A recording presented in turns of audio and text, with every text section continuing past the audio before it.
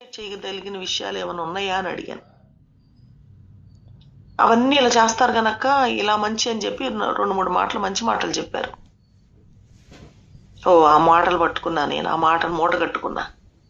తర్వాత వీళ్ళతో మాట్లాడినప్పుడు అవన్నీ ఏయో జరుగుంటాయి, కానీ వాళ్ళ మాటల్లో ఇలాంటి మంచి మాటలు కూడా మాట్లాడారు వాళ్ళు. వాళ్ళు బాధపడ్డారన్న మాటే గాని ఇలాంటి పరిస్థితుల్లో ఎంత మంచిగా ప్రవర్తించారని కూడా చెప్తున్నారు అనేటప్పటికి, అవునమ్మా వాళ్ళు తనకు తెలుసు ఏదో వాళ్ళ అమ్మ అట్లా చేసింది కానీ లేకపోతే వాళ్ళ నాన్న అట్లా అన్నాడు కానీ ఆ పిల్ల మంచిదే అంటున్నారు వీళ్ళు. తర్వాత ఇంకా వీళ్ళతో మాట్లాడుతూ వాళ్ళ గురించి కొంచెం మంచి మాట వచ్చేలాగా రాబట్టి నేను మాట్లాడితే వీళ్ళు కొంచెం ఆ పిల్ల గురించి కొన్ని మంచి మాటలు చెప్తా ఉన్నారు. నెమ్మదిగా మళ్ళీ వాళ్ళకి ఫోన్ చేసి వీళ్ళు చెప్పిన మంచి మాటలు వాళ్ళకి చెప్తుంటే వాళ్ళకి కొంచెం మనసు మంచిగా అనిపించింది. అలాగా అనుకోకుండా వాళ్ళు చెప్పిన మంచి మాటలు వీళ్ళకి చెప్పి, వీళ్ళు చెప్పిన మంచి మాటలు వాళ్ళకి చెప్పి, వాళ్ళు బాధ పెట్టుకున్న ఘోరమైన మాటలు మాత్రం ఎక్కడ బయటికి రానియకుండా ఆ మంచి మాటలతోటి మనం సమాధానపరచడానికి ప్రయత్నం చేసినప్పుడు ఆ ఇద్దరు కుటుంబం కట్టబడింది. సమాధానపరచువారు ధన్యులు, వారు దేవుని కుమారులు అనబడతారు.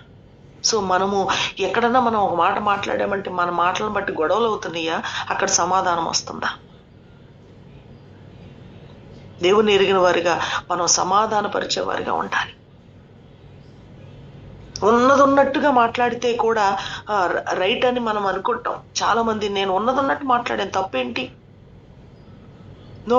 దేవుని జ్ఞానం కావాలి, సమాధానపరిచే వారిగా మనం ఉండాలి.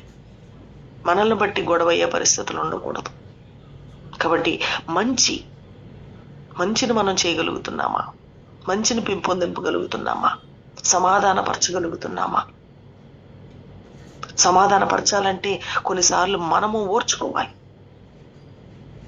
మనము భరించాలి, మనము చెడ్డ అవ్వాలి. మనం చెడ్డైనా పర్వాలేదు అని చెప్పి వాళ్ళ విషయాన్ని బయట పెట్టకుండా, వాళ్ళు గొడవలు పడి అయిపోయి అంత మాటలు మన నోట్లోంచి రాకుండా వాళ్ళ సమాధానం తీసుకురావడం కొరకు మనం సాక్రిఫైస్ చేసేలాగా, మనం చెడ్డైనా పర్వాలేదు వాళ్ళు సమాధానంగా ఉంటే బాగుండు అని అనుకొని మనము సమాధానపరచడంలో కూడా చాలా త్యాగం చేయాలి.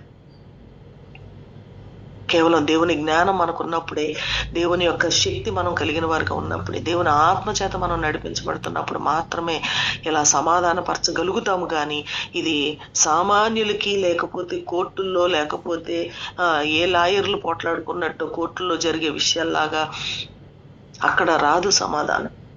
కాబట్టి దేవుని ఎరిగిన వారిగా మనం ఎక్కడుంటామో అక్కడ సమాధానపరిచే వారిగా దేవుడు మనల్ని చేసేలాగా, జ్ఞానముతో మనం ప్రభు మనల్ని నడిపించేలాగా మనం ముందు కొనసాగుదాం, సమాధానపరుద్దాం.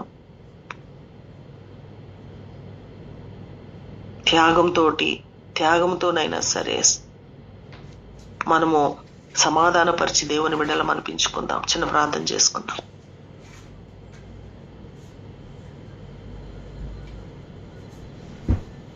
Recording stopped.